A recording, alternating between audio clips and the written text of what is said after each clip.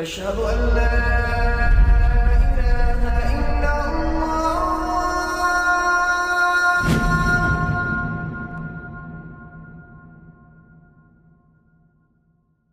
Raindrops media পরিবেশিত audio lecture series সেইরাহ।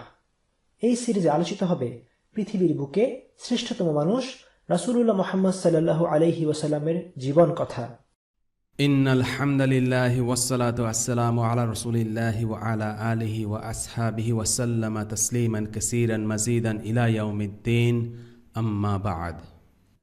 فقاتل في سبيل الله لا تكلف إلا نفسك وحرض المؤمنين عسى الله أن يكف بأس الذين كفروا والله أشد بأسا وأشد تنكيلا। আল্লাহর রাহে যুদ্ধ করতে থাকুন। আপনি নিজের সত্তা ব্যতীত অন্য কোনো বিষয়ের জিম্মাদার নন, আর আপনি মুমিনদেরকে উৎসাহিত করতে থাকুন। শীঘ্রই আল্লাহ কাফেরদের শক্তি সামর্থ্য খর্ব করে দেবেন, আর আল্লাহ শক্তি সামর্থ্যের দিক দিয়ে অত্যন্ত কঠোর এবং কঠিন শাস্তিদাতা। সূরা আন-নিসা আয়াত ৮৪। আজকে আমাদের আলোচনার বিষয়বস্তু হচ্ছে মদিনার ইসলামী রাষ্ট্রের চতুর্থ প্রজেক্ট, মুজাহিদ বাহিনী গঠন। আমরা আগেই বলেছি, মাদানী যুগ মানে হচ্ছেই জিহাদের যুগ। আমরা যদি মাদানী যুগে রাসূলুল্লাহ সাল্লাল্লাহু আলাইহি ওয়াসাল্লামের সময় সংঘটিত বিভিন্ন যুদ্ধ সম্পর্কে জানতে ও বুঝতে চাই, তাহলে আগে জিহাদ কি তা বোঝা জরুরি। মাদানী যুগ ছিল ১০ বছর স্থায়ী, আর এই অল্প সময়ে রাসূলুল্লাহ সাল্লাল্লাহু আলাইহি ওয়াসাল্লাম নিজে ১৯টি যুদ্ধে অংশগ্রহণ করেছেন এবং ৫৫টির বেশি সামরিক অভিযান পাঠিয়েছেন। অর্থাৎ এই ১০ বছরের মধ্যে ছোট বড় মিলিয়ে ৭০টির বেশি যুদ্ধ সংঘটিত হয়েছিল। বছরে গড়ে ৭টি করে যুদ্ধ। যুদ্ধ মানেই ব্যাপক প্রস্তুতি, অর্থায়ন, অস্ত্রায়ন এবং সেনাবাহিনীকে সুসংগঠিত করা। এই প্রতিটি কাজ খুবই গুরুত্বপূর্ণ এবং সময় সাপেক্ষ। এছাড়াও তখনকার প্রযুক্তিতে আকাশপথের ব্যবহার ছিল না, তাই এক একটি অভিযান বা যুদ্ধস্থলে পায়ে হেঁটে বা ঘোড়ায় করে পৌঁছতে এবং সেখান থেকে ফিরে আসতে অনেক সময় লেগে যেত। এ থেকে বোঝা যায় মাদানী যুগ ছিল কেবলই যুদ্ধেরই যুগ, এবং এই যুদ্ধগুলোর পেছনে অনেক শ্রম, সময় ও অর্থ বিনিয়োগ করতে হয়েছে। তাই স্বাভাবিকভাবে প্রশ্ন আসে, রাসূলুল্লাহ সাল্লাল্লাহু আলাইহি ওয়াসাল্লাম কেন এসব যুদ্ধের পেছনে এত সময় ও শক্তি ব্যয় করলেন? জিহাদ নিয়ে আলোচনা করা আরেকটি কারণে বিশেষ গুরুত্বপূর্ণ। তা হল, বর্তমানে জিহাদের ব্যাপারে নানা ধরনের বিতর্ক কুতর্ক তৈরি হয়েছে। জিহাদ কি, এর উদ্দেশ্য কি, এর পেছনে কারণ কি, জিহাদের শর্ত কি, কখন জিহাদ করতে হবে, কাদের বিরুদ্ধে জিহাদ করতে হবে, ইত্যাদি অনেক ব্যাপারে ভুল ধারণা রয়েছে। আমরা যদি রাসূলুল্লাহ সাল্লাল্লাহু আলাইহি ওয়াসাল্লামের জীবন কাছ থেকে দেখি, আন্তরিকভাবে বোঝার চেষ্টা করি, তাহলে প্রতিটি প্রশ্নের দ্ব্যর্থহীন জবাব পাওয়া সম্ভব ইনশাআল্লাহ। বর্তমানকালে ইসলামের শত্রুরা জিহাদের ধারণাকে বিকৃত করে দেওয়ার জন্য অনেক শ্রম ও অর্থ ব্যয় করছে। এর কারণ হল, মুসলিম বিশ্বে তাদের দখলদারিত্বকে তারা তখনই টিকিয়ে রাখতে পারবে যখন তারা মুসলিমদেরকে জিহাদ থেকে দূরে সরিয়ে রাখতে পারবে। আমাদের এই অঞ্চলের অতীত ইতিহাসে এর সবচেয়ে ভালো উদাহরণ হল কাদিয়ানী সম্প্রদায়। ব্রিটিশরা যখন ভারতীয় উপমহাদেশে দখলদারিত্ব করেছিল, তখন এখানকার আলিমদের সাথে মুসলিমরা ব্রিটিশদের বিরুদ্ধে জিহাদ শুরু করেন। এই জিহাদকে থামিয়ে দিতে ব্রিটিশরা মির্জা গোলাম কাদিয়ানির সাথে আতাত শুরু করে। এই লোকটা ব্রিটিশদের সাথে এক হয়ে মুসলিমদের বিরুদ্ধে ষড়যন্ত্রে লিপ্ত হয়। মুসলিমদের মাঝে বিভ্রান্তি ও অনৈক্য সৃষ্টির উদ্দেশ্যে সে নিজেকে নবী হিসেবে দাবি করে, এবং অনেকেই তার অনুসারীও হয়। তার এই কাজের পেছনে ব্রিটিশদের রাজনৈতিক সহায়তা ছিল। মির্জা গোলাম কাদিয়ানি ভারতীয় উপমহাদেশের জিহাদের আন্দোলনকে ক্ষতিগ্রস্ত করার উদ্দেশ্যে এই মর্মে একটি ফতোয়া দেয় যে জিহাদের যুগ আর নেই, জিহাদের হুকুম রহিত হয়ে গেছে। পরবর্তীতে আলিমরা তার মিথ্যাচারের বিরুদ্ধে কলম ধরেন, এবং আলহামদুলিল্লাহ আমাদের কাছে এখন পুরোপুরি পরিষ্কার যে এই লোকটি ছিল একটা ভণ্ড ও মিথ্যুক। সে ছিল মূলত ব্রিটিশদের দালাল। কাদিয়ানি বা আহমাদিয়া সম্প্রদায় নিজেদেরকে মুসলিম হিসেবে দাবি করলেও তাদেরকে মুসলিম হিসেবে ধরা হয় না। কাদিয়ানিদের এই ফিতনা আমরা এখন সহজে বুঝতে পারলেও এই ধোঁয়াশা একদিনে কিন্তু কাটেনি। যখন ইসলামের বিরুদ্ধে শত্রুরা ষড়যন্ত্র করে, তখন সেটা বুঝে উঠতেই অনেকের সময় লেগে যায়। আজ থেকে প্রায় ১৫০ বছর আগে ব্রিটিশরা জিহাদ বন্ধ করার জন্য কাদিয়ানী সম্প্রদায়ের জন্ম দিয়েছিল, যারা জিহাদের অর্থকে বিকৃত করেছিল এবং জিহাদের হুকুম রহিত হয়ে গেছে বলে দাবি করেছে। আমাদের ঠিক এই সময়েও পশ্চিমারা একই ষড়যন্ত্র করে চলেছে, তবে ভিন্ন আবেশে, ভিন্ন আঙ্গিকে। এখন হয়তো তারা মির্জা গোলাম কাদিয়ানীর মতো কোনো ভণ্ড নবীর মাধ্যমে মুসলিমদেরকে বিভ্রান্ত করার চেষ্টা করছে না, কিন্তু তারা কিছু ভণ্ড আলিমের মাধ্যমে মুসলিমদেরকে জিহাদের ব্যাপারে ধোঁকা দেওয়ার চেষ্টা করছে। যে কোনো ষড়যন্ত্র সব সময় সূক্ষ্ম থেকে সূক্ষ্মতর হয়। আমাদেরকে এই ব্যাপারে সাবধান হতে হবে। মুসলিম বিশ্বে এখন এমন আলিমও আছে যারা মুসলিম দেশে পশ্চিমা বিশ্বের হামলাকে জায়েজ বলে ফতোয়া দেয়। শুধু তাই নয়, এমন অনেকে আছে যারা পশ্চিমা বাহিনীর সাথে কোনো মুসলিমদের যোগ দেওয়াকে বৈধতা দেয়। এরা হচ্ছে এ যুগের মির্জা গোলাম আহমদ কাদিয়ানী। আমরা লক্ষ্য করছি এ যুগে এসে অনেক আলিম ও দায়ী জিহাদের এমন অর্থ দাঁড়া করাচ্ছেন যা গত 1400 বছরের ইতিহাসে উম্মাহ কখনো দেখেনি। তারা জিহাদের এমন ব্যাখ্যা দাঁড়া করাচ্ছেন যে ব্যাখ্যার সাথে ইসলামের 100 বছর ধরে প্রতিষ্ঠিত মূলধারার ব্যাখ্যার কোনো মিল নেই। তারা জিহাদের সাথে এমন সব শর্ত যোগ করছেন যে শর্তের অস্তিত্ব কোরআন, সুন্নাহ অথবা ফিকহের কিতাবে নেই। এর কারণ কয়েকটা হতে পারে। এই আলিমরা জিহাদের কথা বলতে ভয় পান, অথবা তারা জিহাদের বাস্তবতা সম্পর্কে জানেন না, কিংবা তারা পশ্চিমা সরকারের সাথে আতাতে লিপ্ত। কাজে জিহাদ সম্পর্কে জানতে হলে আমাদেরকে এক্সট্রা প্রিকশন বা অতিরিক্ত সতর্কতা অবলম্বন করা প্রয়োজন। প্রশ্ন আসতে পারে, সালাত, জাকাত বা হজের নিয়ম সম্পর্কে জানতে গেলে বিভ্রান্তির তেমন কোনো অবকাশ নেই, কিন্তু জিহাদের ক্ষেত্রে এমনটা কেন? এর কারণ হল ইসলামের কিছু বিষয়ের বিধান ও নীতি ইসলামের শত্রুরা পছন্দ করে না। তাই তারা এসবের ভুল ব্যাখ্যা দাঁড় করাতে চায়, যেন তারা মুসলিম বিশ্বের উপর তাদের সামরিক, রাজনৈতিক ও সামাজিক দখলদারিত্ব টিকিয়ে রাখতে পারে। জিহাদ হল তার সেসব বিষয়ের একটি, আর তাই এই বিষয়ে সতর্কতা কাম্য। জিহাদ সংক্রান্ত আলোচনার পরিসর অনেক বড়। আমরা আমাদের আজকের পর্বে জিহাদের ব্যাপারে আমাদের আলোচনা মৌলিক কিছু বিষয়ের ভিতরে সীমাবদ্ধ রাখব। পরবর্তীতে জিহাদ সংক্রান্ত আলোচনা বারবারই আসবে। তখন আমরা রাসূলুল্লাহ সাল্লাল্লাহু আলাইহি ওয়াসাল্লামের জীবনের আলোকে জিহাদের বিষয়ে প্রচলিত ভুল ধারণাগুলো নিয়ে আলোচনা করার চেষ্টা করব ইনশাআল্লাহ। শুরু করা যাক জিহাদের অর্থ দিয়ে। জিহাদের অর্থ কি? ইসলামী শরিয়াতে জিহাদ বলতে কি বোঝায়? জিহাদ শব্দের আক্ষরিক অর্থ প্রচেষ্টা। এর মানে হল সংগ্রাম বা চেষ্টা করা। তবে ইসলামী শরিয়াতে জিহাদ শব্দটি একটি সুনির্দিষ্ট অর্থ বহন করে। আরবিতে এমন কিছু শব্দ আছে যেগুলোর আবিধানিক অর্থ একরকম, কিন্তু ইসলামী পরিভাষায় শব্দগুলোর ভিন্ন অর্থ আছে। যেমন আরবি শব্দ সলাতের আবিধানিক অর্থ হল দুআ, কিন্তু ইসলামী পরিভাষায় সলাত পড়া বা সলাত আদায় করা বলতে দোয়াকে বোঝায় না, বরং একটি বিশেষ ইবাদতকে বোঝায় যা মুসলিমরা দৈনিক 5 বার আদায় করে থাকে। তেমনিভাবে জাকাত শব্দের অর্থ পবিত্রতা। তবে ইসলামী পরিভাষায় জাকাত হল একটি বিশেষ ইবাদত, বছর শেষে সম্পদের একটি নির্দিষ্ট অংশ নির্দিষ্ট খাতে দান করা। এভাবেই ইসলাম পুরনো শব্দকে নতুন অর্থে সংজ্ঞায়িত করে। ঠিক তেমনিভাবে জিহাদ শব্দের আবিধানিক অর্থ প্রচেষ্টা হলেও যে কোনো ধরনের প্রচেষ্টা, যেমন পরীক্ষায় ভালো ফল লাভ করার জন্য চেষ্টা কিংবা রোজির জন্য চেষ্টা করা, এগুলো চেষ্টা হলেও জিহাদ নয়। এমনকি ইসলামের পথে কোনো কাজে চেষ্টা করলেই সেটাকে জিহাদ বলে গণ্য করা হয় না, বরং সালাত বা জাকাতের মতো জিহাদ শব্দ দ্বারাও একটি বিশেষ ইবাদতের কথা বোঝানো হয়। ইসলামী পরিভাষায় শব্দটির অর্থ হল যারা আল্লাহ তাআলার দ্বীনের বিরুদ্ধাচরণ করে, অর্থাৎ যারা আল্লাহর শত্রু, তাদের বিরুদ্ধে দ্বীনকে প্রতিষ্ঠা করতে যুদ্ধ করা। প্রচলিত 4টি সুপ্রতিষ্ঠিত মাযহাবের সংজ্ঞা অনুযায়ী জিহাদ মানে হল আল্লাহর পথে আল্লাহর বাণীকে সর্বোচ্চ আইন হিসেবে প্রতিষ্ঠিত করার জন্য যুদ্ধ করা। সাহাবীরা জিহাদ বলতে যুদ্ধ বিগ্রহকে বুঝেছেন, তাদের পরবর্তী প্রজন্মও একইভাবে বুঝেছেন। আর আমরা আগেই বলেছি, ইসলামের প্রথম 3 প্রজন্ম ইসলামকে সবচেয়ে ভালোভাবে বুঝেছে। কাজেই যে কোনো বিষয়ে সন্দেহ বা বিভ্রান্তি থাকলে আমাদের উচিত এই 3 প্রজন্ম সে বিষয়কে কিভাবে বুঝেছে সেটা জানার চেষ্টা করা। ইসলামী শরিয়াতে জিহাদ বলতে যুদ্ধ বোঝানো হলেও যে কোনো প্রকার যুদ্ধই ইসলামী জিহাদ হিসেবে গণ্য হবে তা নয়। যে কোনো উদ্দেশ্যে যুদ্ধ করলেই তা জিহাদ হয়ে যায় না। ইসলামে যে উদ্দেশ্যে যুদ্ধ করাকে বৈধ করেছে সে উদ্দেশ্যে সংগঠিত যুদ্ধই হল প্রকৃত জিহাদ। কোরআনে জিহাদের কথা বলার সময় আল্লাহ তাআলা প্রায়ই ফি সাবিলিল্লাহ কথাটি উল্লেখ করেছেন। জিহাদ ফি সাবিলিল্লাহ মানে হচ্ছে আল্লাহর পথে জিহাদ অথবা আল্লাহর জন্য জিহাদ। আল্লাহ আযজা ওয়া জালের পথে যুদ্ধ ব্যতীত অন্য সকল যুদ্ধ হল অন্যায় ও অসত্যের পক্ষে যুদ্ধ।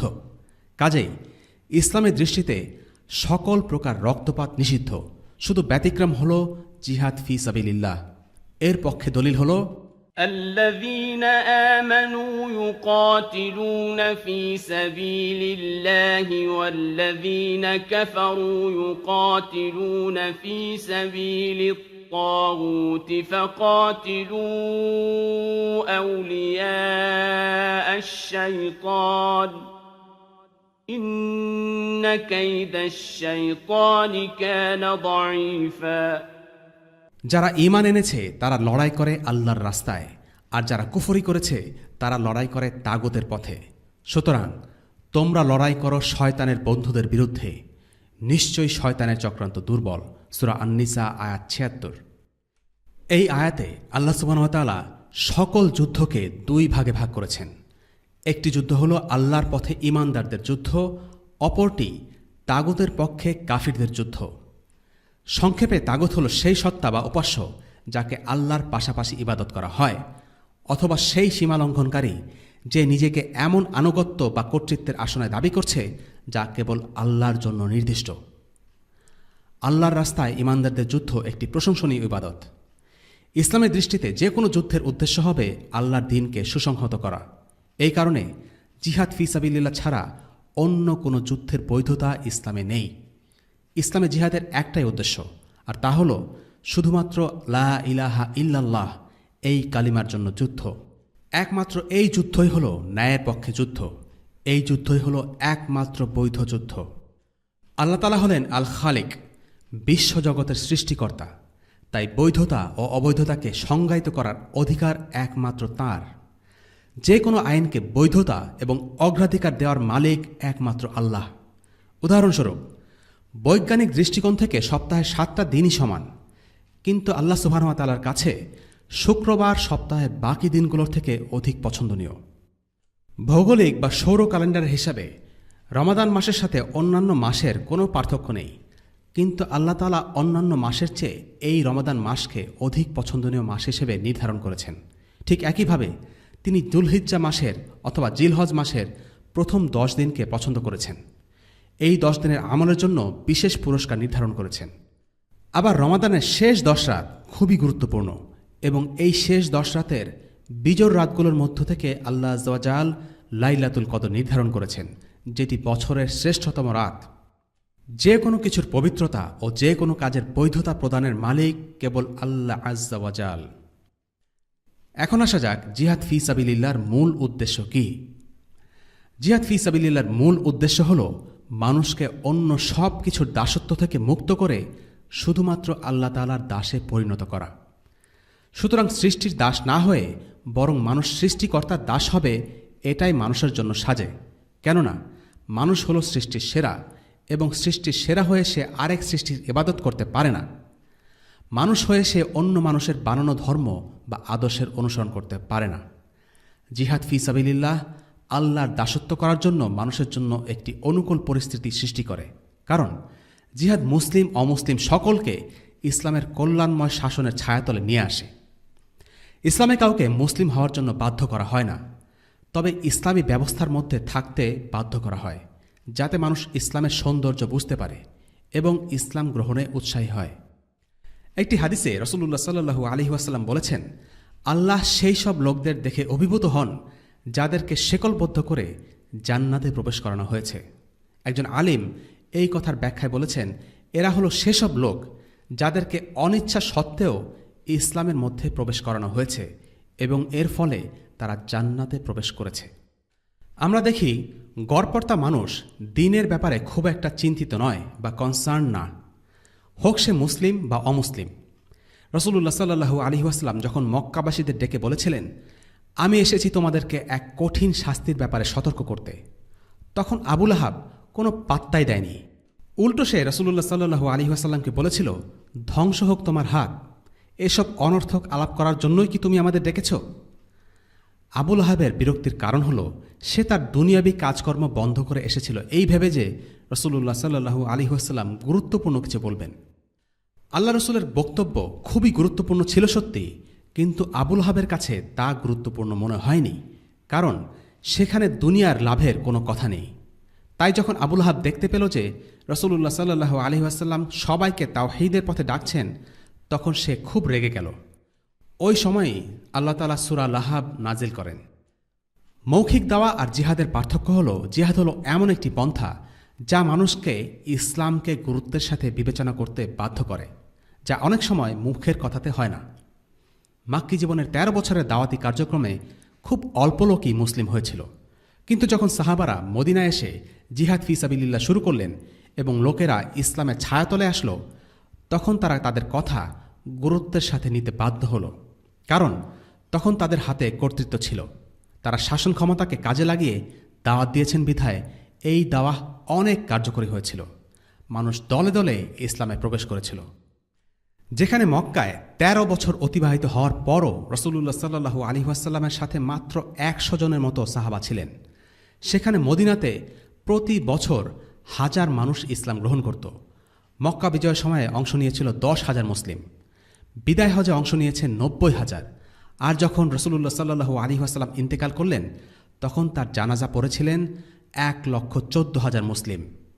এই পরিসংখ্যানটি দেখিয়ে দেয় জিহাদের মাধ্যমে ইসলাম রাষ্ট্রীয়ভাবে কার্যকরী হলে কত দ্রুত ইসলাম মানুষের মধ্যে ছড়িয়ে পড়ে। অনেকেই প্রশ্ন করে, ইসলাম পালন করতে হলে কি ইসলামী রাষ্ট্র থাকতেই হবে? বাস্তবতা হচ্ছে অন ইসলামিক শাসন ব্যবস্থা কখনোই ইসলামের উত্থান মেনে নিতে পারে না। আর তাই ইসলাম ও বাতিলের চিরন্তন সংঘাতের বাস্তবতা হলো এটাই যে যখনই কোনো রসুলকে কোনো জাতির কাছে পাঠানো হয়েছে তারা তাদের বিরোধিতা করেছে। ইসলামের আদর্শকে কখনোই কাফিররা বিজয়ী হতে দিতে চায় না, কারণ ইসলামের উত্থান মানেই হল বাতিল ও জালিম শক্তির পতন। আধুনিককালের রাষ্ট্রগুলোও এর ব্যতিক্রম নয়। প্রতিটি ধর্মনিরপেক্ষ রাষ্ট্র দাবি করে তারা সবাইকে ধর্ম পালনের স্বাধীনতা দেয়, কিন্তু বাস্তবতা হচ্ছে এই স্বাধীনতা হচ্ছে সীমিত স্বাধীনতা। তারা ধর্মের ঠিক ততটুকু স্বাধীনতা দেয় যতটুকু দিলে তাদের জাহিলিয়াতি ব্যবস্থা টিকে থাকে। সেকুলার ব্যবস্থা বাক স্বাধীনতায় বিশ্বাস করার দাবি করলেও সেকুলারিজমের সমালোচনা সে সহ্য করে না। তারা দাবি করে তারা ধর্ম পালনের স্বাধীনতা দেয়, কিন্তু যখনই সেই স্বাধীনতা তাদের মূল্যবোধের সাথে সাংঘর্ষিক হয় তখনই তারা সেই স্বাধীনতা কেড়ে নেয়। প্রকাশ্যে ইসলামের উপস্থিতি অনেক দেশেই খুব সীমিত পর্যায়ে আছে, আর একান্ত ব্যক্তিগত বিষয়ে স্বাধীনতা খর্ব করার ঘটনা আমরা বেশ কবছর ধরে দেখতে পাচ্ছি। পশ্চিমা অনেক দেশে বোরকা ও নিকাব পরার স্বাধীনতা এখন আর নেই। ইসলামের সাথে সাংঘর্ষিক বিশ্বাস ও মূল্যবোধের প্রতিবাদ করার অধিকার একটি অন ইসলামিক রাষ্ট্রে থাকে না। কুফরি শক্তি সবসময় ইচ্ছে করে একটা দম বন্ধ করা পরিস্থিতি তৈরি করে রাখে, যেন সমাজের মানুষ ইসলাম থেকে দূরে থাকে, ইসলামের প্রতি আগ্রহী না হয়। মক্কায় ঠিক তাই হয়েছিল। কুরাইশদের প্রোপাগান্ডায় মক্কার অনেক মুশরিকরাই আগ্রহ থাকা সত্ত্বেও ইসলাম গ্রহণ করেনি। খোদ নবীজির চাচা আবু তালিব গোত্রের প্রধান হওয়া সত্ত্বেও ইসলাম গ্রহণ করার সাহস দেখাতে পারেননি, যদিও তিনি মন থেকে ঠিকই জানতেন তার ভাতিজা মুহাম্মদ সাল্লাল্লাহু আলাইহি ওয়াসাল্লাম ছিলেন সত্য নবী। এর কারণ হল স্রোতের বিরুদ্ধে যেতে ভয় পাওয়া বা পিয়ার প্রেশার। একটি জাহিলি সমাজে ইসলামের বিশ্বাস ও রীতিনীতি পালনের বিরুদ্ধে একটি অদৃশ্য চাপ কাজ করতে থাকে। যারা এই বিশ্বাস আঁকড়ে ধরে ইসলামের হুকুমগুলো পালন করে তাদেরকে সমাজের চোখে গোঁড়া বা প্রতিক্রিয়াশীল হিসেবে তুলে ধরা হয়। ফলে একটি জাহিলি সমাজে ইসলাম পালনে অসম্পূর্ণতা তো থাকেই, একই সাথে সমাজের স্রোতের বিপরীতে গিয়ে ইসলাম পালন করা কঠিন ও কষ্টসাধ্য হয়ে যায়। এমনকি যদি আবিসিনিয়ার কথাও ধরা হয় তাহলে আমরা দেখব সেখানে মুসলিমরা নিরাপদে ছিল সত্যি, কিন্তু তারা সমাজে সেভাবে প্রভাব বিস্তার করতে পারেননি। মুসলিমদের ধর্ম পালনের স্বাধীনতা থাকলেও খোদ আবিসিনিয়ার রাজা নাজ্জাশীও নিজে প্রকাশ্যে ইসলাম গ্রহণের ঘোষণা দিতে পারেননি। তিনি মুসলিম হয়েছিলেন, কিন্তু তিনি যদি তার ইসলাম গ্রহণের কথা প্রকাশ করে দিতেন তাহলে তার রাজ্যের খ্রিস্টান মন্ত্রী আর পাদ্রীদের চাপে তাকে পদত্যাগ করতে হতো। আর নাজ্জাশী ছিলেন তার দেশের সর্বোচ্চ ক্ষমতার অধিকারী। এর পরেও তিনি মুসলিম হবার ঘোষণা দিতে পারেননি। এ থেকে বোঝা যায় সবচেয়ে উদার কুফরি সমাজেও ইসলাম পালনে কতটা পৈরিতে থাকে। আর তাই স্থায়ী ও চূড়ান্ত সমাধান হল ইসলামী রাষ্ট্র প্রতিষ্ঠা, যে রাষ্ট্রে আল্লাহর আইন হবে সার্বভৌম, ইসলাম পালনে যেখানে কোনো বাধা থাকবে না, যেখানে ইসলামের বিশ্বাস ও মূল্যবোধগুলো নিরাপদ ও অক্ষত থাকবে, যেখানে কুফরি বিশ্বাস ও জাহিলিয়াতি মূল্যবোধকে প্রশ্রয় দেয়া হবে না। আর এ কারণেই ইসলাম পরিপূর্ণতা পায় রাষ্ট্রীয় ব্যবস্থা হিসেবে প্রতিষ্ঠিত হবার মাধ্যমে। একজন মুসলিম কখনো জুলুম আর অন্যায়ের শাসন মেনে নিতে পারে না। ইসলাম ছাড়া অন্য সকল ধর্ম আর মতাদর্শ হল মিথ্যা। তাই ইসলাম অন্য কোনো ধর্ম বা মতাদর্শের শাসনকে স্বীকৃতি দেয় না। যদি খ্রিস্ট ধর্মের কথা বলা হয়, যদি হিন্দু ধর্মের কথা বলা হয়, তাহলে আমরা দেখব এই ধর্মবিশ্বাসগুলো মানুষকে পথভ্রষ্ট করেছে, এই ধর্মের শাসন মানুষের উপর জুলুম করেছে। ঠিক একই কথা বলা চলে বর্তমান মতাদর্শগুলোর ক্ষেত্রেও। জাতীয়তাবাদ আর ধর্মনিরপেক্ষতার জয় জয়কার এই যুগে। গণতন্ত্র আর শান্তি প্রতিষ্ঠার নামে জাতিসংঘ আর রাষ্ট্রীয় বৈধতার লাইসেন্সে যে পরিমাণ খুনোখুনি, সম্পদ লুণ্ঠন, দখলদারিত্ব আর জুলুম হয়েছে তা পৃথিবীর ইতিহাসে আর কখনো হয়নি। দুঃখজনক হল এসবের অসারতা প্রমাণ হওয়ার পরেও আমরা মুসলিমরা ইসলামকে বাদ দিয়ে এই বাতিল আদর্শের পক্ষে বলি আউড়ে যাচ্ছি। ইসলাম এসেছে এই মিথ্যা বাতিল মাবুদদের জুলুমের শাসনকে উৎখাত করতে, আর এই উৎখাত করার প্রক্রিয়ার নাম হল জিহাদ। সাহাবীদের কাছে জিহাদ মানে ছিল মিথ্যার বিরুদ্ধে যুদ্ধ করে সত্যকে প্রতিষ্ঠা করা। আর তাই তারা আরব মুশরিকদের বিরুদ্ধে জিহাদ করেছেন, রোমান খ্রিস্টানদের বিরুদ্ধে যুদ্ধ করেছেন, পারস্যের মাজুসীদের বিরুদ্ধে যুদ্ধ করেছেন, জেরুসালেম থেকে ইহুদিদের কর্তৃত্ব প্রতিস্থাপন করেছেন। সাহাবীদের অনুসারী তাবেঈনরা ভারতীয় উপমহাদেশে হিন্দুদের বিরুদ্ধে যুদ্ধ করেছেন। এভাবে করেই পৃথিবীর একটা বড় অংশ ইসলামের আইন, নীতি ও ইনসাফের শাসন প্রতিষ্ঠা লাভ করেছে। আর ইসলামের শাসিত এই বিশাল অঞ্চলের নাম হয়েছিল দারুল ইসলাম বা ইসলামের ভূমি। কাজেই স্রেফ মানুষ হত্যা করা জিহাদের উদ্দেশ্য নয়, বরং জিহাদের আসল উদ্দেশ্য হচ্ছে জাহেলিয়াতি শাসন ব্যবস্থাকে উৎখাত করা। এই প্রক্রিয়ায় যে বা যারা জাহেলিয়াতি শাসন ব্যবস্থাকে রক্ষা ও প্রতিষ্ঠা করার জন্য অস্ত্র হাতে তুলে নেয় কিংবা কথা ও কাজ দিয়ে সক্রিয়ভাবে ইসলামের বিরুদ্ধে প্রপাগান্ডা চালায়, ইসলাম প্রতিষ্ঠায় বাধা দান করে, ইসলাম তাদের বিরুদ্ধে জিহাদের আদেশ দেয়। আলোচনা করা যাক জিহাদের বিভিন্ন ধাপ নিয়ে। জিহাদের হুকুম নাজিল হয়েছে কয়েকটি ধাপে। ইমাম ইবনুল কাইয়িম রাহিমাহুল্লাহ তার জাদ আল মাআদ গ্রন্থে বলেছেন, প্রাথমিক যুগে জিহাদ নিষিদ্ধ ছিল, জিহাদ করার জন্য অনুমতি দেয়া হয়নি। কিছু মুসলিম মাক্কি যুগে একবার নবীজি সাল্লাল্লাহু আলাইহি ওয়াসাল্লামের কাছে জিহাদ করার অনুমতি চাইলেন। তখন নবীজি তাদেরকে বললেন, তোমরা ধৈর্য ধরো, আমি এখনও যুদ্ধ করার ব্যাপারে আদেশপ্রাপ্ত হইনি। মাক্কি যুগে অস্ত্র না ধরাই ছিল মুসলিমদের উপর হুকুম। প্রথম ধাপে রাসূলুল্লাহ সাল্লাল্লাহু আলাইহি ওয়াসাল্লাম মুসলিমদেরকে ধৈর্য ধারণ করতে বলেছেন। মক্কায় যারা ঈমান এনেছিলেন তাদের উপর কাফেররা নানাভাবে অত্যাচার করত, তবুও তাদেরকে যুদ্ধের অনুমতি দেয়া হয়নি। নিজেদেরকে যুদ্ধ থেকে বিরত রাখাটা আরবদের জন্য খুব একটা সহজ ছিল না, কারণ তাদের গোত্রভিত্তিক সমাজ ব্যবস্থায় যুদ্ধ ছিল নিত্যনৈমিত্তিক ব্যাপার। গোত্রের কেউ আক্রান্ত হলে কেউ ছেড়ে দিত না। তাই নিজেদেরকে যুদ্ধ থেকে সংযত রাখা মক্কার মুসলিমদের জন্য খুবই কষ্টকর ছিল। এটা ছিল তাদের ধৈর্যের পরীক্ষা। জিহাদের হুকুম আসার পর আবু বকর রাদিয়াল্লাহু আনহু বললেন, আমি জানতাম জিহাদের হুকুম আসবে, একদিন না একদিন আমাদেরকে লড়তে হবেই। আমরা যে পরিস্থিতিতে আছি তাতে আল্লাহর রাস্তায় জিহাদ ছাড়া উত্তরণের আর কোনো পথ নেই। এরপর দ্বিতীয় পর্যায়ে মুসলিমদের জিহাদের অনুমতি দেয়া হয়, তবে তা বাধ্যতামূলক করা হয়নি, নিছক অনুমতি দেয়া হয়। আল্লাহ তাআলা বলেন, أذن للذين يقاتلون بأنهم ظلموا وإن الله على نصرهم لقدير। যুদ্ধের অনুমতি দেয়া হলো তাদেরকে যাদের সাথে কাফেররা যুদ্ধ করে, কারণ তাদের প্রতি অত্যাচার করা হয়েছে। আল্লাহ তাদেরকে সাহায্য করতে অবশ্যই সক্ষম। সূরা আল হাজ আয়াত ৩৯। অর্থাৎ জিহাদের অনুমতি প্রদান করা হয়েছিল দ্বিতীয় ধাপে। মদিনার প্রাথমিক দিনগুলোতে জিহাদের অনুমতি দেয়া হয়। কেউ কেউ বলে হিজরতের আগেই এই ব্যাপারে অনুমতি দেয়া হয়েছিল, কিন্তু জিহাদের আসল প্রশিক্ষণ মদিনাতে শুরু হয়। তৃতীয় ধাপে তাদেরকে আক্রমণকারী শত্রুর বিরুদ্ধে যুদ্ধ করার আদেশ দেয়া হয়। আল্লাহ তাআলা বলেন, وقاتلوا في سبيل الله الذين يقاتلونكم ولا تعتدوا إن الله لا يحب المعتدين আর তোমরা আল্লাহর রাস্তায় তাদের বিরুদ্ধে লড়াই করো যারা তোমাদের বিরুদ্ধে লড়াই করে এবং সীমা লঙ্ঘন করো না। নিশ্চয়ই আল্লাহ সীমা লঙ্ঘনকারীদেরকে পছন্দ করেন না। সূরা বাকারা আয়াত 190। তৃতীয় ধাপে আল্লাহ আজ্জা ওয়া জাল কেবল সীমা লঙ্ঘনকারীদের বিরুদ্ধে জিহাদ করার আদেশ দিলেন, অর্থাৎ আগে কেবল ছিল অনুমতি, এখন সেটা হলো আদেশ। আর এরপর সর্বশেষ ধাপে নির্দেশ এলো এবং এর মাধ্যমে আল্লাহ তাআলা উম্মার জন্য চূড়ান্ত বিধান প্রকাশ করলেন। এই ধাপে আল্লাহ তাআলা রাসূলুল্লাহ সাল্লাল্লাহু আলাইহি ওয়াসাল্লামকে সমস্ত কাফিরদের বিরুদ্ধে, তারা সীমালঙ্ঘনকারী হোক বা না হোক, সকল কুফরি শক্তির বিরুদ্ধে ব্যাপকভাবে আক্রমণাত্মক জিহাদ করার নির্দেশ দিয়েছেন। وقاتلوا المشركين كافة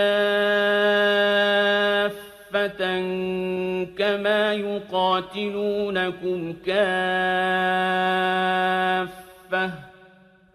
আর মুশরিকদের বিরুদ্ধে সকলে একযোগে যুদ্ধ করো, যেমন তারা তোমাদের বিরুদ্ধে সকলে একযোগে যুদ্ধ করে। সূরা আত-তাওবা আয়াত 36।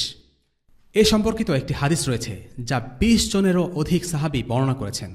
হাদিসটি ইবনে ওমর রাদিয়াল্লাহু আনহু থেকে বর্ণিত। রাসূলুল্লাহ সাল্লাল্লাহু আলাইহি ওয়াসাল্লাম বলেন, আমি আদিষ্ট হয়েছি মানুষের সাথে ততক্ষণ যুদ্ধ চালিয়ে যাওয়ার জন্য যতক্ষণ না তারা সাক্ষ্য দেয় যে আল্লাহ ছাড়া কোনো ইলাহ নেই ও মুহাম্মদ সাল্লাল্লাহু আলাইহি ওয়াসাল্লাম আল্লাহর রাসূল, আর তারা সালাত কায়েম করে ও যাকাত দেয়। যদি তারা এই কাজগুলো করে তবে আমার পক্ষ থেকে তাদের জান ও মালের ব্যাপারে নিরাপত্তা লাভ করল। অবশ্য ইসলামের বিধান অনুযায়ী যদি কোনো কারণ থাকে তাহলে স্বতন্ত্র কথা, আর তাদের হিসাবের ভার আল্লাহর উপর ন্যস্ত।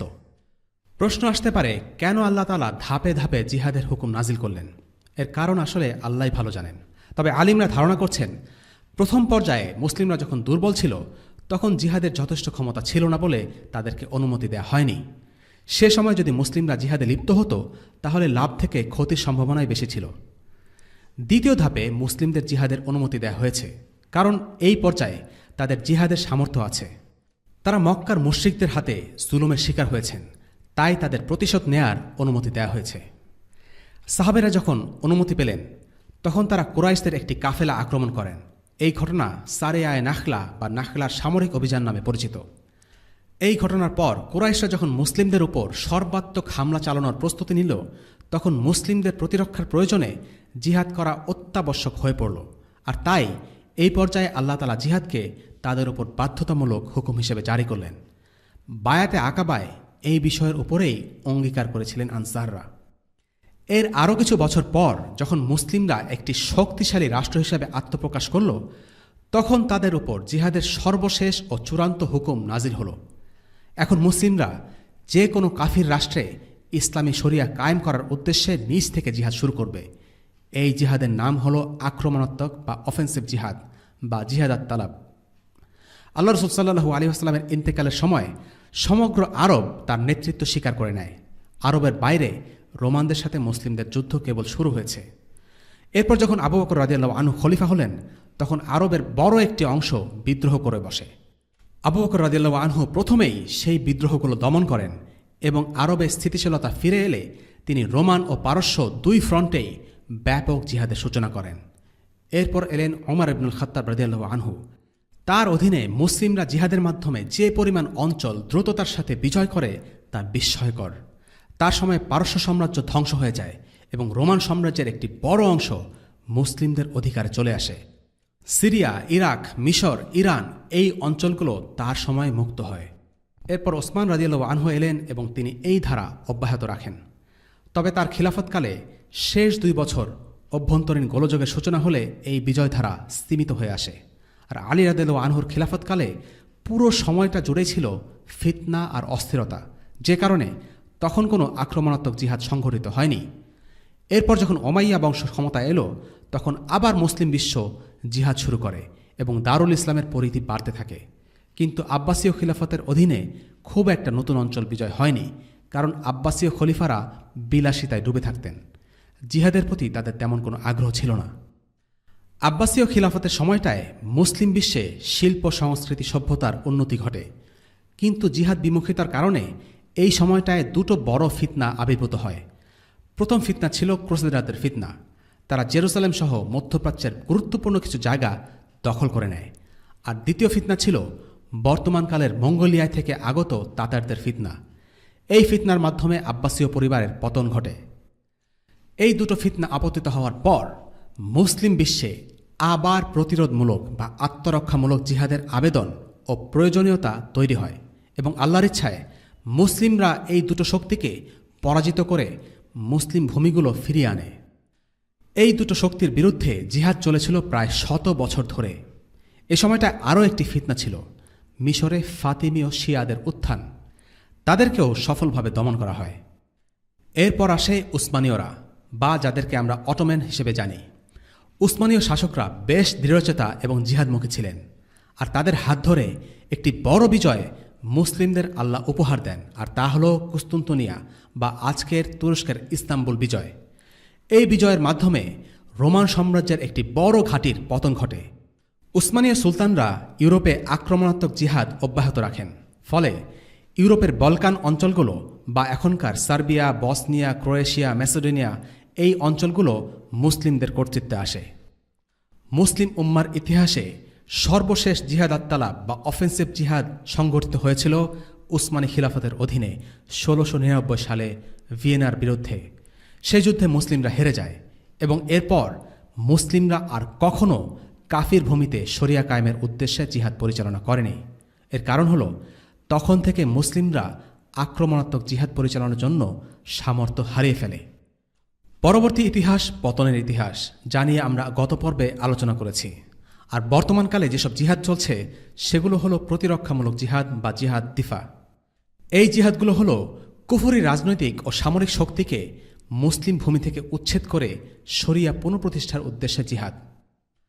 আমরা দেখতে পাচ্ছি উম্মাহ যখনই অন্তর্কন্দলে লিপ্ত হয়ে পড়েছে, যখন সে জিহাদ থেকে মুখ সরিয়ে নিয়েছে, তখনই উম্মার পতন শুরু হয়েছে। আর যখন উম্মাহ জিহাদের দিকে প্রত্যাবর্তন করেছে, আল্লাহ তাদের সম্মান দিয়েছেন।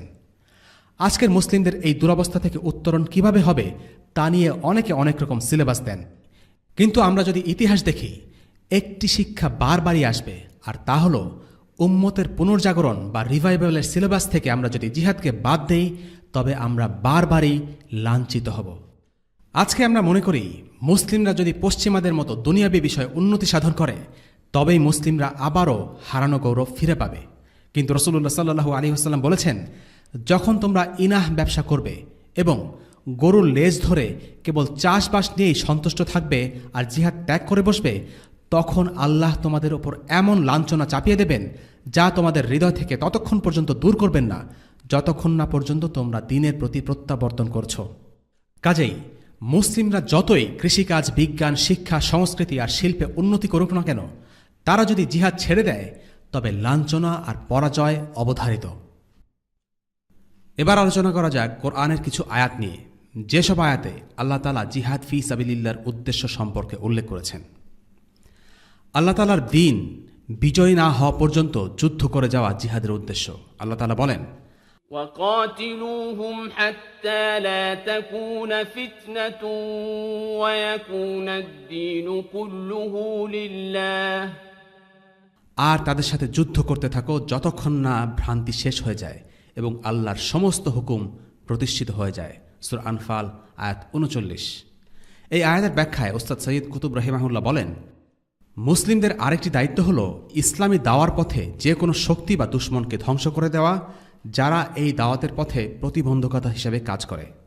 হতে পারে তারা মানুষকে ইসলামের পথে আহ্বান করার স্বাধীনতা দেয় না, কিংবা তারা ইসলাম গ্রহণে মানুষকে বাধা দেয়, অথবা ইসলাম গ্রহণের পথে মানুষকে ফিতনায় ফেলে দেয়।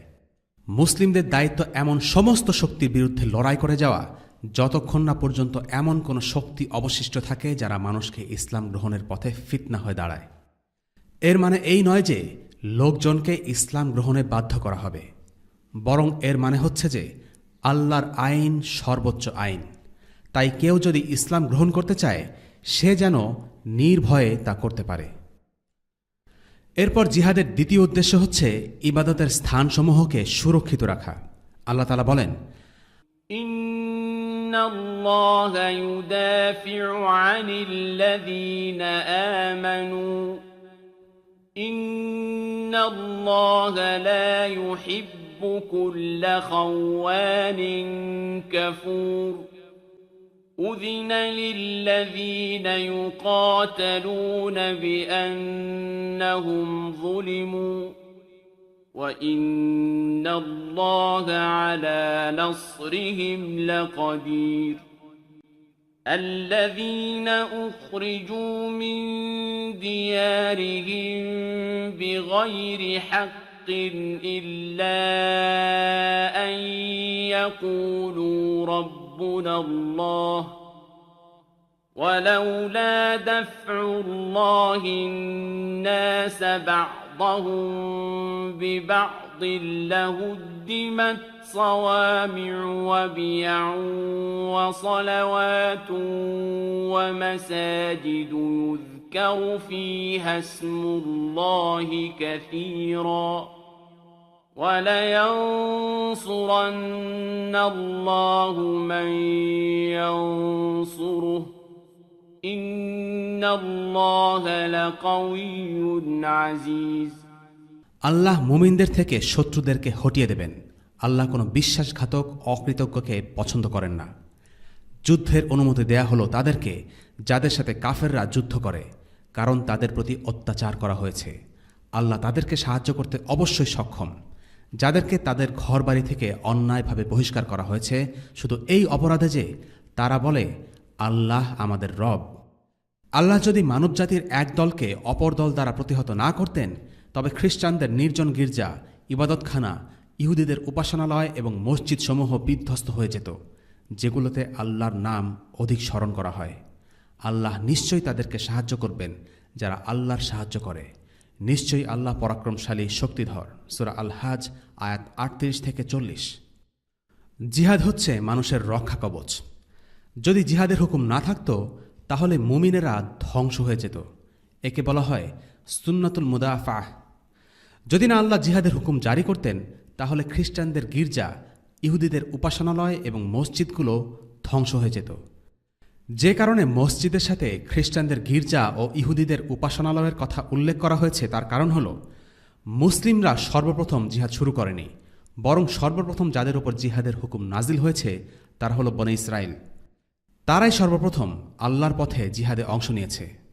এই কারণে তাদের ইবাদতখানার কথা উল্লেখ করা হয়েছে।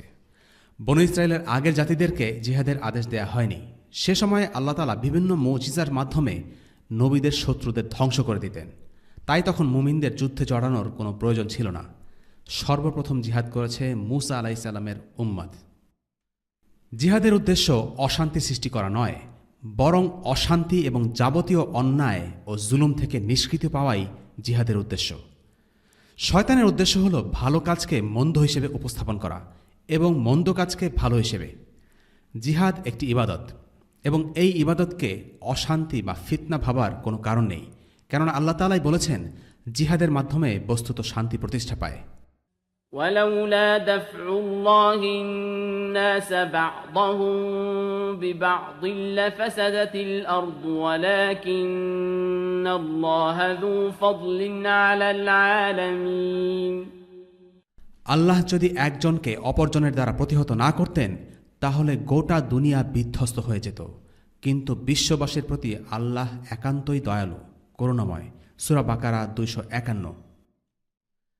জিহাদ হচ্ছে মানুষের জন্য একটি পরীক্ষা।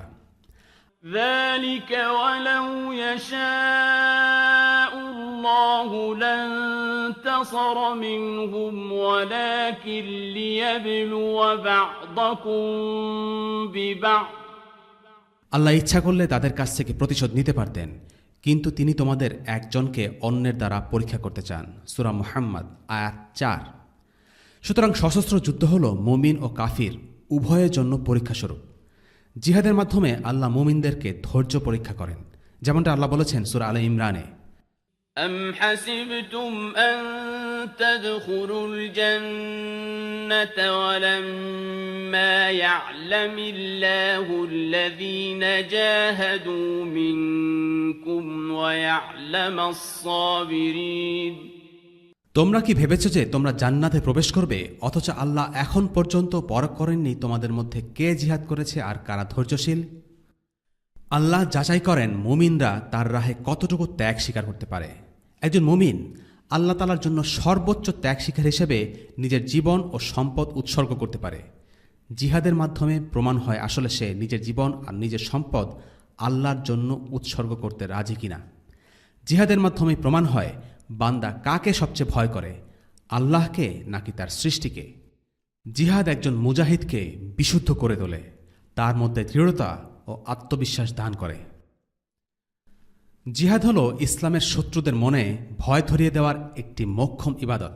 আল্লাহ বলেন, وأعدوا لهم ما استطعتم من قوة ومن رباط الخيل ترهبون به عدو الله وعدوكم وآخرين من دونهم لا تعلمونهم الله يعلمهم وما تنفقوا من شيء في سبيل الله يوفى إليكم وأنتم لا تظلمون। তোমরা কাফিরদেরকে মোকাবেলা করার জন্য যথাসাধ্য শক্তি ও সদাসজ্জিত অশ্ববাহিনী প্রস্তুত রাখবে, যা দ্বারা আল্লাহর শত্রু ও তোমাদের শত্রুদেরকে ভীত সন্ত্রস্ত করবে। এছাড়া অন্যান্যদেরকেও, যাদেরকে তোমরা জানো না কিন্তু আল্লাহ জানেন। আর তোমরা আল্লাহর পথে যা কিছু ব্যয় করো তার প্রতিদান তোমাদেরকে পুরোপুরি প্রদান করা হবে, তোমাদের প্রতি কম দিয়ে অত্যাচার করা হবে না। সূরা আনফাল আয়াত 60।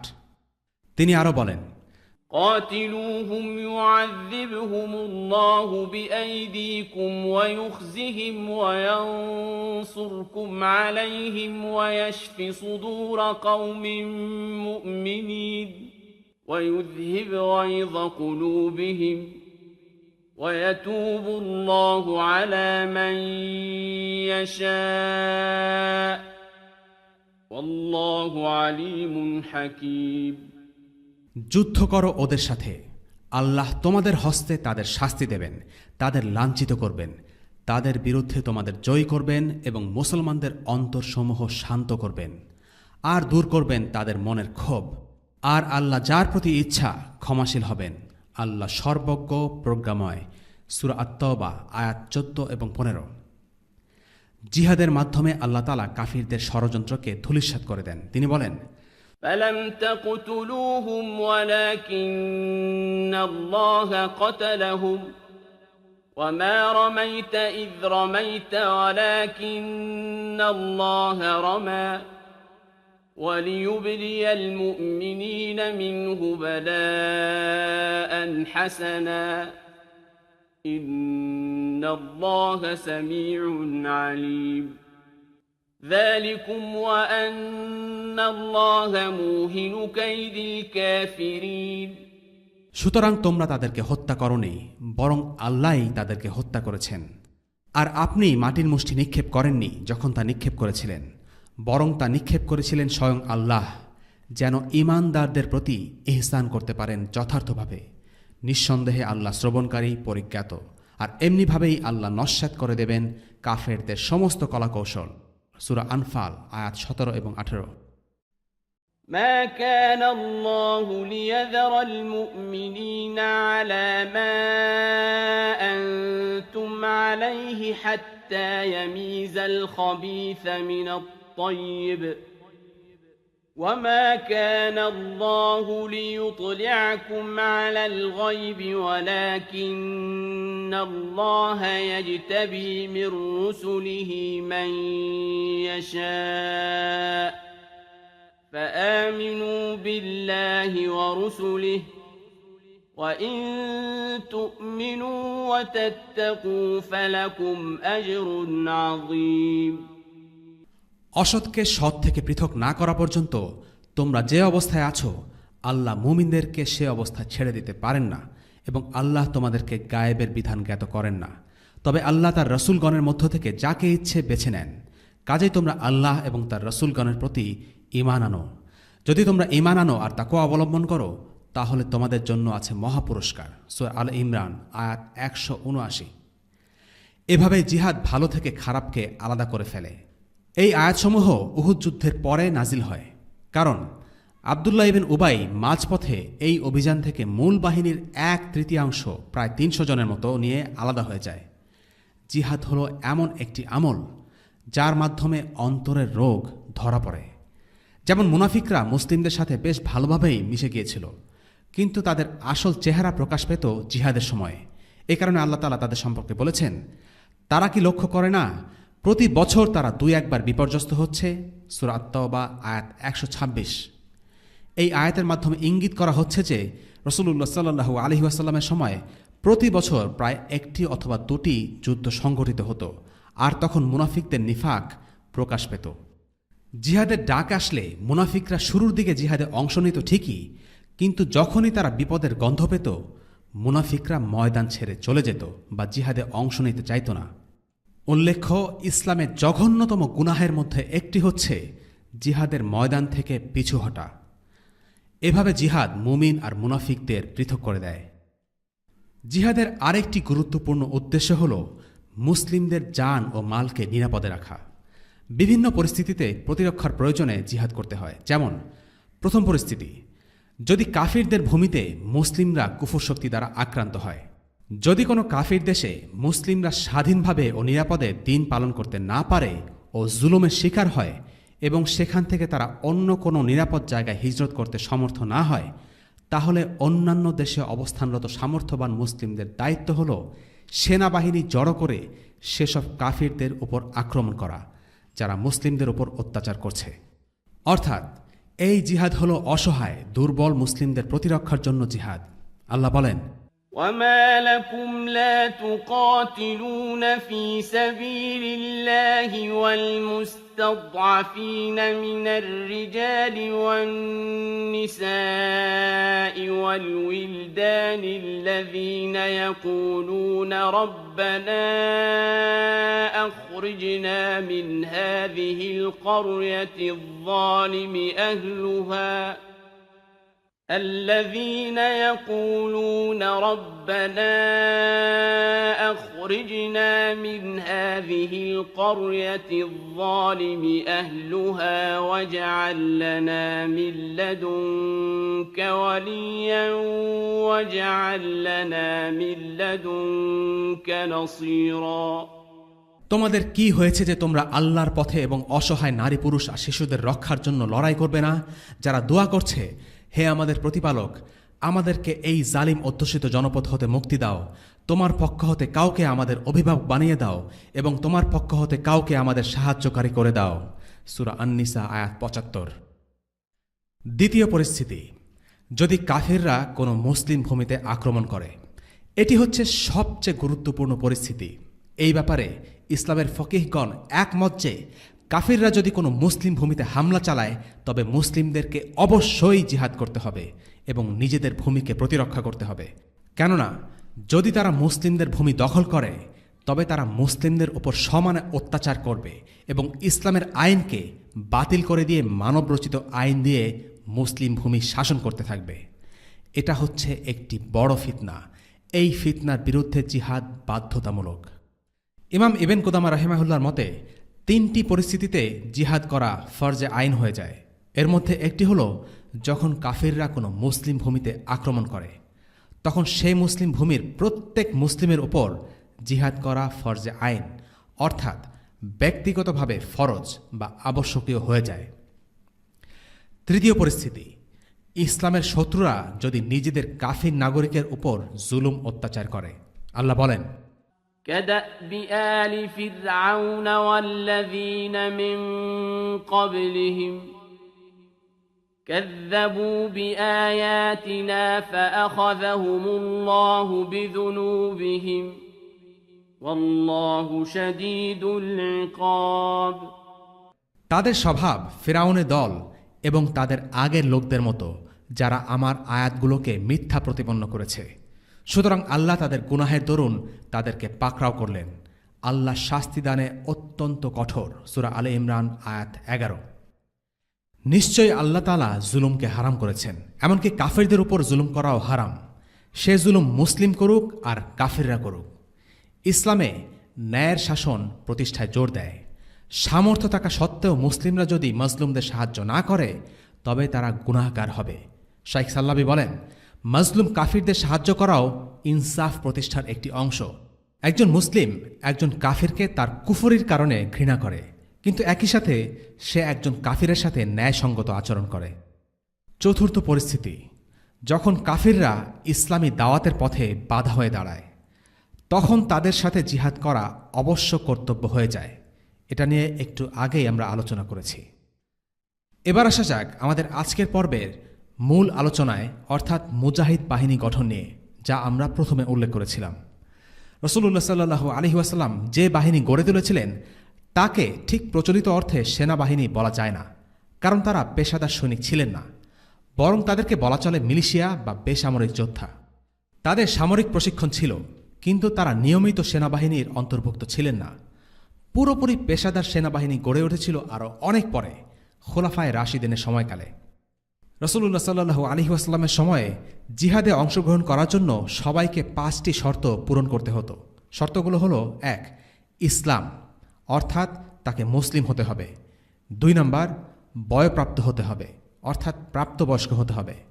3 নম্বর, মানসিকভাবে সুস্থ থাকতে হবে। 4 নম্বর, এমন কোনো শারীরিক ত্রুটি না থাকা যা থাকলে যুদ্ধে অংশ নেওয়া সম্ভব হবে না। এবং 5 নম্বর, আর্থিক সামর্থ্য থাকা। এই ব্যাপারটি গুরুত্বপূর্ণ ছিল, কারণ প্রত্যেক যোদ্ধার খরচ বহন করার মতো সামর্থ্য রাসূলুল্লাহ সাল্লাল্লাহু আলাইহি ওয়াসাল্লামের ছিল না।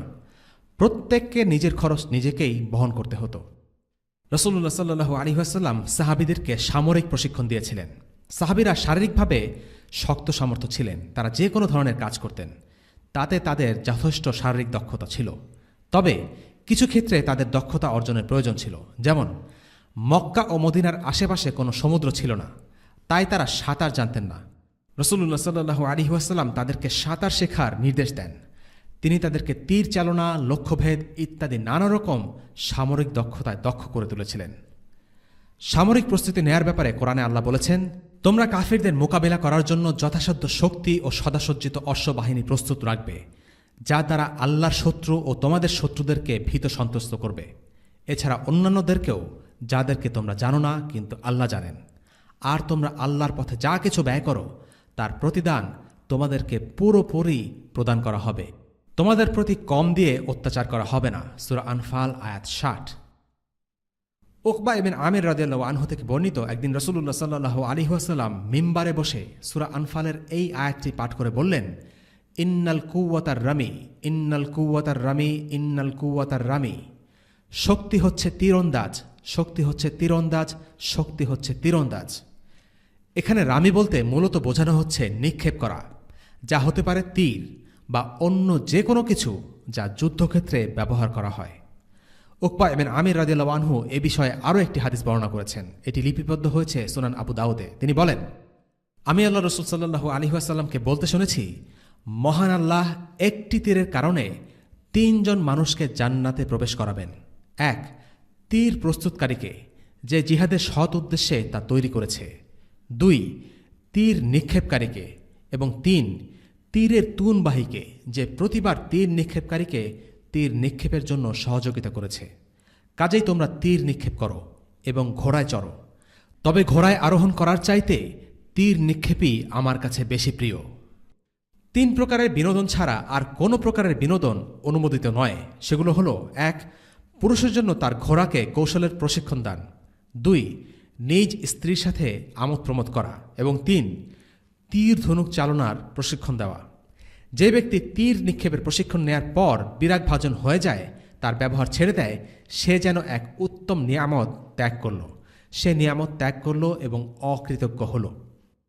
এরকম আরও একটি বর্ণনা পাওয়া যায় যেখানে 3টির বদলে 4টির কথা বলা হয়েছে, এবং চতুর্থটি হল নিজে সাঁতার শেখা এবং অন্যদেরকে তা শেখানো। সুতরাং এই 4টি জিনিস ইবাদত হিসেবে গণ্য হবে, এবং অন্যান্য বিনোদনমূলক উপকরণ সময় নষ্ট ছাড়া আর কিছুই নয়। এগুলো ছিল জিহাদের জন্য শারীরিক বা জাগতিক প্রস্তুতি। জিহাদের জন্য আরেক প্রকার প্রস্তুতি ছিল আত্মিক প্রস্তুতি। কোরআনে জিহাদ বিষয়ক অসংখ্য আয়াত আছে যা একজন মুসলিমকে জিহাদের ময়দানের জন্য আত্মিকভাবে প্রস্তুত হতে ও জিহাদের ব্যাপারে উদ্বুদ্ধ হতে সাহায্য করে। আল্লাহ বলেন, إن الله اشترى من المؤمنين أنفسهم وأموالهم بأن لهم الجنة يقاتلون في سبيل الله فيقتلون ويقتلون وعدا عليه حقا في التوراة والإنجيل والقرآن ومن أوفى بعهده من الله فاستبشروا ببيعكم الذي بايعتم به وذلك هو الفوز العظيم নিশ্চয়ই আল্লাহ মুমিনদের কাছ থেকে তাদের জান আর মাল কিনে নিয়েছেন, কারণ তাদের জন্য বিনিময়ে আছে জান্নাত। তারা আল্লাহর পথে যুদ্ধ করে, অতঃপর তারা দুশমনদের হত্যা করে এবং নিজেরা নিহত হয়। আর এই ওয়াদা তার উপর অবশ্যই পালনীয় যা আছে তাওরাত, ইনজিল ও কোরআনে। আল্লাহর চেয়ে আর কে বেশি নিজ ওয়াদা পালনকারী? কাজেই তোমরা যে ক্রয় বিক্রয় সম্পন্ন করেছ তার জন্য আনন্দিত হও, আর এটাই হলো মহাসফলতা। সূরা আত-তাওবা আয়াত 111। জিহাদের শিক্ষার সাথেই এসেছে ধৈর্যের শিক্ষা। আল্লাহ তাআলা সূরা আলে ইমরানের 142 নম্বর আয়াতে বলেছেন, তোমাদের কি ধারণা তোমরা জান্নাতে প্রবেশ করবে, অথচ আল্লাহ এখনও দেখেননি তোমাদের মধ্যে কারা জিহাদ করেছে এবং কারা ধৈর্যশীল? আত্মিক প্রস্তুতির অংশ হিসেবে সবচেয়ে গুরুত্বপূর্ণ বিষয়টি হল জিহাদের ব্যাপারে পরিশুদ্ধ নিয়ত। জিহাদের নিয়ত পরিশুদ্ধ হওয়া সবচেয়ে জরুরি। কেন জিহাদ করছি, কিসের আশায় জিহাদ করছি, এই ব্যাপারগুলো একজন মুজাহিদকে সব সময় যাচাই করে দেখতে হয়। একজন মুজাহিদের জন্য আল্লাহ তাআলা যে কত পুরস্কার রেখেছেন তার কোনো হিসেব নেই, কিন্তু একজন মুজাহিদকে আল্লাহর প্রতি আন্তরিক হতে হবে, আল্লাহর সাথে সৎ হতে হবে। যদি সে ভুল নিয়তে যুদ্ধ করে তবে বাহ্যিকভাবে আমরা মুজাহিদ মনে করতে পারি, কিন্তু আল্লাহ তার অন্তরের খবর জানেন এবং কিয়ামতের দিন জিহাদের জন্য আল্লাহ তাকে কোনো পুরস্কারই দিবেন না। এই প্রসঙ্গে দীর্ঘ কিন্তু খুবই গুরুত্বপূর্ণ একটি হাদিস আছে, যা কেবল জিহাদের জন্য নয়, সকল ইবাদতের জন্যই প্রযোজ্য। কিয়ামতের মাঠে এক শ্রেণীর মানুষ দেখা যাবে যারা দুনিয়াতে লোক দেখানো আমল করেছিল। আবু হুরায়রা রাদিয়াল্লাহু আনহু থেকে বর্ণিত, তিনি বলেন, রাসূলুল্লাহ সাল্লাল্লাহু আলাইহি ওয়াসাল্লাম বলেছেন, কিয়ামতের দিন সর্বপ্রথম যে ব্যক্তির বিচার করা হবে সে হবে একজন শহীদ। তাকে আল্লাহর নিকট উপস্থিত করা হবে, অতঃপর আল্লাহ পাক তাকে নেয়ামতসমূহের কথা স্মরণ করিয়ে দেবেন, আর সেও তা স্মরণ করবে। এরপর আল্লাহ তাআলা তাকে জিজ্ঞেস করবেন, দুনিয়াতে তুমি কি আমল করেছ? উত্তরে সে বলবে, আমি তোমার সন্তুষ্টির জন্য কাফেরদের সাথে লড়াই করেছি, এমনকি শেষ পর্যন্ত শহীদ হয়েছি। তখন আল্লাহ বলবেন, তুমি মিথ্যা বলছ, বরং তোমাকে যেন বীর বাহাদুর বলা হয় সেজন্য তুমি লড়াই করেছ, আর তোমাকে দুনিয়াতে তা বলাও হয়েছে। অতঃপর তার ব্যাপারে আদেশ দেয়া হবে। তখন তাকে উপুর করে টেনে হিচড়ে জাহান্নামে নিক্ষেপ করা হবে। অতঃপর যে ব্যক্তিকে বিচারের জন্য উপস্থিত করা হবে সে নিজে দ্বীনি ইলম শিক্ষা করেছে এবং অপরকে শিক্ষা দিয়েছে, আর পবিত্র কোরআন অধ্যয়ন করেছে এবং অপরকে শিক্ষা দিয়েছে। তাকে আল্লাহ পাকের দরবারে হাজির করা হবে। অতঃপর তিনি তাকে নিয়ামত সমূহের কথা স্মরণ করিয়ে দেবেন এবং সেও তা স্মরণ করবে। অতঃপর আল্লাহ তাআলা তাকে জিজ্ঞেস করবেন, এই সমস্ত নিয়ামতের শুকরিয়া জ্ঞাপনের জন্য তুমি কি আমল করেছ? উত্তরে সে বলবে, আমি স্বয়ং দ্বীনি ইলম শিক্ষা করেছি এবং অপরকে শিক্ষা দিয়েছি এবং তোমার সন্তুষ্টির নিমিত্তে কোরআন তেলাওয়াত করেছি। তখন আল্লাহ বলবেন, তুমি মিথ্যা বলছ, আমার সন্তুষ্টির জন্য নয়, বরং তুমি এই জন্য ইলম শিক্ষা করেছ যেন তোমাকে বিদ্বান বলা হয়, এবং এজন্য কোরআন অধ্যয়ন করেছ যাতে তোমাকে কারি বলা হয়, আর তোমাকে বিদ্বান ও কারিও বলা হয়েছে। অতঃপর ফেরেশতাদেরকে তার সম্পর্কে নির্দেশ দেওয়া হবে, সুতরাং তাকে উপর করে টানতে টানতে জাহান্নামে নিক্ষেপ করা হবে। অতঃপর এমন এক ব্যক্তিকে বিচারের জন্য আল্লাহর দরবারে উপস্থিত করা হবে যাকে আল্লাহ তাআলা বিপুল পরিমাণ ধন সম্পদ দান করে বিত্তবান করেছিলেন। তাকে আল্লাহ তাআলা প্রথমে প্রদত্ত নেয়ামতসমূহ স্মরণ করিয়ে দিবেন, আর সে তখন সমস্ত নেয়ামতের কথা অকপটে স্বীকার করবে। অতঃপর তিনি তাকে জিজ্ঞেস করবেন, এই সমস্ত নেয়ামতের শুকরিয়ায় তুমি কি আমল করেছ? উত্তরে সে বলবে, যে সমস্ত ক্ষেত্রে ধন সম্পদ ব্যয় করলে তুমি সন্তুষ্ট হবে, তোমার সন্তুষ্টির জন্য সেসব খাতের একটি পথেও ব্যয় করতে ছাড়িনি। আল্লাহ তাআলা বলবেন, তুমি মিথ্যা বলছ, আমার সন্তুষ্টির জন্য নয়, বরং তুমি এই উদ্দেশ্যে দান করেছিলে যাতে তোমাকে বলা হয় সে একজন দানবীর, সুতরাং তোমাকে দানবীর বলা হয়েছে। এরপর ফেরেশতাদেরকে তার সম্পর্কে নির্দেশ দেয়া হবে। নির্দেশ অনুযায়ী তাকে উপর করে টানতে টানতে জাহান্নামে নিক্ষেপ করা হবে। হাদিসটি বর্ণিত আছে সহিহ মুসলিম শরীফে 1905 নম্বর হাদিস, নেতৃত্ব অধ্যায়ে। জিহাদের জন্য আত্মিক প্রস্তুতির আরেকটি দিক হল নিজের অন্তর থেকে দুনিয়ার প্রতি ভালোবাসাকে তুচ্ছ করে দেয়া, আখিরাতকে ভালোবাসা এবং আখিরাতকে নিজের চূড়ান্ত গন্তব্য হিসেবে বিশ্বাস করতে শেখা। কারণ জিহাদ হলো এমন একটি ইবাদত যা মানুষকে একেবারে মৃত্যুর মুখে ঠেলে দেয়, আর যে মৃত্যুকে ভয় পায় না, দুনিয়ার মোহকে সে ত্যাগ করতে জানে। আমরা একটু আগে উল্লেখ করেছিলাম, নিশ্চয়ই আল্লাহ মুমিনদের কাছ থেকে তাদের জান আর মাল কিনে নিয়েছেন, কারণ তাদের জন্য বিনিময়ে আছে জান্নাত। তারা আল্লাহর পথে যুদ্ধ করে, অতঃপর দুশমনদের হত্যা করে এবং নিজেরা নিহত হয়। আমরা আমাদের আজকের পর্ব শেষ করব জিহাদের কিছু ফজিলত বর্ণনা করে। 1 নম্বর, আবু হুরায়রা রাদিয়াল্লাহু আনহু থেকে বর্ণিত, তিনি বলেন, এক ব্যক্তি রাসূলুল্লাহ সাল্লাল্লাহু আলাইহি ওয়াসাল্লামের কাছে এসে বলল, আমাকে এমন কাজের কথা বলে দিন যা জিহাদের সমতুল্য হয়। তিনি বলেন, এরকম কিছু নেই। এরপর তিনি বললেন, তুমি কি এতে সক্ষম হবে যে মুজাহিদ যখন বেরিয়ে যায় তখন তুমি মসজিদে প্রবেশ করবে এবং দাঁড়িয়ে ইবাদত করতে থাকবে এবং এতটুকু আলস্য করবে না, আর সিয়াম পালন করতে থাকবে এবং সিয়াম ভাঙবে না? লোকটি বলল, তা কার সাধ্য? আবু হুরায়রা রাদিয়াল্লাহু আনহু মন্তব্য করেন, মুজাহিদ তখনও নেকি পায় যখন তার ঘোড়া রশিতে বাঁধা অবস্থায় ঘোরাঘুরি করে। এই হাদিস থেকে বোঝা যায় যে একজন মুজাহিদের সওয়াব ক্রমাগত সালাত ও সিয়াম রাখার চেয়ে বেশি। 2 নম্বর, মুসলিমরা যখন তাবুকের যুদ্ধ থেকে ফিরে আসলো তখন রাসূলুল্লাহ সাল্লাল্লাহু আলাইহি ওয়াসাল্লাম মুআয ইবনে জাবাল রাদিয়াল্লাহু আনহুকে ডেকে বললেন, তুমি যদি জানতে চাও তবে আমি তোমাকে দ্বীনের মূল ভিত্তি, স্তম্ভ আর চূড়া সম্পর্কে বলবো। ইসলাম হলো দ্বীনের ভিত্তি, এর স্তম্ভ হলো সালাত, আর এর চূড়া হলো জিহাদ ফি সাবিলিল্লাহ। 3 নম্বর, ওমর ইবনে উবাইদুল্লাহর আজাদকৃত দাস আবুন নাজার রাদিয়াল্লাহু আনহু থেকে বর্ণিত, তিনি বলেন, আমি ওমর ইবনে উবাইদুল্লাহর লেখক ছিলাম। তিনি বলেন, আমার নিকট আব্দুল্লাহ ইবনে আওফা রাদিয়াল্লাহু আনহু একটি চিঠি লেখেন। তখন আমি হারুরিয়ার দিকে অভিযানে বের হয়েছিলাম। আমি চিঠিটি পড়লাম। তাতে লেখা ছিল, কোনো এক সম্মুখ সমরে আল্লাহ রাসূল সাল্লাল্লাহু আলাইহি ওয়াসাল্লাম সূর্য ঢলে যাওয়া পর্যন্ত অপেক্ষা করলেন। এরপর তিনি সাহাবীদের সামনে দাঁড়িয়ে ঘোষণা দিলেন, শোনো, তোমরা শত্রুর সাথে যুদ্ধে অবতীর্ণ হওয়ার আকাঙ্ক্ষা করো না এবং আল্লাহ তাআলার কাছে নিরাপত্তার দোয়া চাইবে। কিন্তু যদি তোমরা কখনো শত্রুর সম্মুখীন হও তখন ধৈর্য ধারণ করবে। জেনে রেখো, তরবারে ছায়াতলে জান্নাত।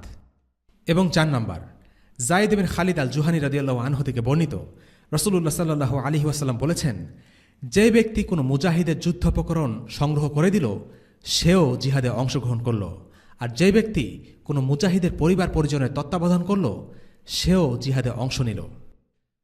সবশেষে বলা যায়, সামরিক প্রশিক্ষণের উপর এই ব্যাপক গুরুত্ব দেখিয়ে দেয় মুসলিমরা একটি সর্বাত্মক যুদ্ধের দিকে ধাবিত হচ্ছিল। এই ধরনের ক্ষেত্রে পুরো সমাজের ব্যাপক সামরিকায়ন করা হয় এবং সমাজের মনোযোগ ও প্রচেষ্টার একটা বড় অংশকে সমরশক্তির পেছনে ব্যয় করা হয় যেন তারা নিজেদের প্রতিরক্ষা করতে পারে। রাসূলুল্লাহর সময়ে এভাবেই মুসলিম সমাজ নিজেকে প্রস্তুত করেছিল। নবগঠিত ইসলামী রাষ্ট্রকে রক্ষা করার জন্য রাসূলুল্লাহ সাল্লাল্লাহু আলাইহি ওয়াসাল্লাম মুসলিমদেরকে তাদের জান, মাল, কথা দিয়ে কাফিরদের সাথে যুদ্ধ করার নির্দেশ দিয়েছেন। আজকের পর্ব এতটুকুই। পরবর্তী পর্বে আমরা আলোচনা করব মদিনার প্রাথমিক যুগের কিছু ঘটনা এবং সামরিক অভিযানের সূচনা নিয়ে ইনশাআল্লাহ। ওয়াসাল্লাল্লাহু আলা সাইয়্যিদিনা মুহাম্মদ ওয়া আলা আলিহি ওয়া আসহাবিহি ওয়াসাল্লাম। আলহামদুলিল্লাহি রাব্বিল আলামিন। আসসালামু আলাইকুম ওয়া রাহমাতুল্লাহি ওয়া বারাকাতুহু। রেইনড্রপস মিডিয়ার অন্যান্য প্রজেক্ট সম্পর্কে জানতে ভিজিট করুন www.raindropsmedia.org অথবা ফেসবুক পেজ www.facebook.com/raindropsmedia অথবা ইউটিউব চ্যানেল www.youtube.com/raindropsmediaorg2015